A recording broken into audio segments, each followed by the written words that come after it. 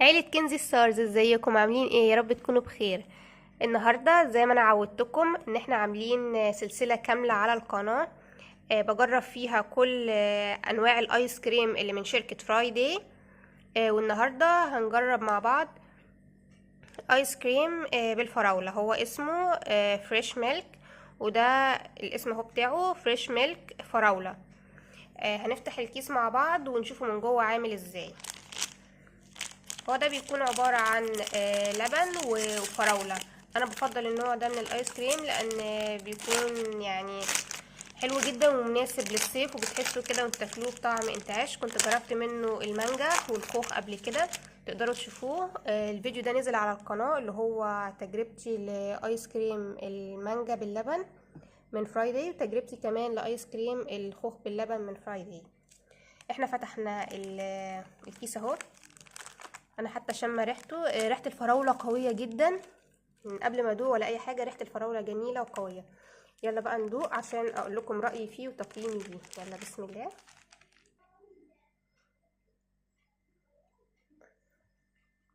انا جربتها، وزي برضو ما احنا متعودين من فرايداي، النوع ده من الايس كريم اللي هو بيكون باللبن. بيكون طبعا من جوه فيه لبن زي ما انتم شايفين، ومن بره بيبقى متغطي بالطعم التاني اللي هو معانا هنا فراولة. فهو من جوه لبن، وبرضو الجزئية اللي تحت دي بيكون لبن، ومن بره بيكون فراولة. هنا ريحة الفراولة قوية جدا، الطعم منعش. بس الاختلاف هنا عن الخوخ والمانجا ان هنا طعم اللبن حاساه يعني متساوي او متعادل شوية مع طعم الفراولة، مفيش يعني طعم فيهم طاغي على التاني، على عكس المانجا والخوخ. اللي شاف طبعا الفيديو بتاع المانجا والخوخ هيعرف ده. هسيب لكم اللينك بتاع فيديو المانجا والخوخ تحت في اول كومنت او في الديسكريبشن بوكس.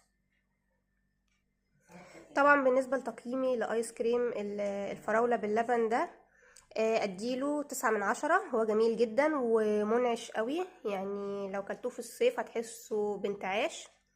بس طبعا انتوا زي ما انتوا عارفين وشفتوا الفيديو اللي فات، اكتر نوع عجبني هو الخوخ باللبن. ده كان يعني حاجة جامدة جدا، وده اللي كان واخد رقم 10 يعني. على العموم ده كان فيديو النهاردة، يا رب يكون عجبكم. طبعا لو عجبكم الفيديو حطولي لايك واكتبولي كومنت جميل زيكم.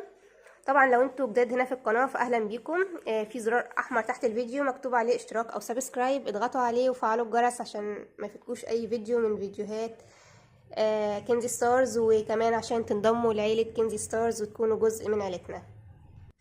طبعا اكتبولي تحت في كومنت اذا كان في حد فيكم جرب الايس كريم ده قبل كده وحبيتوه ولا لا، وايه تقييمكم ليه.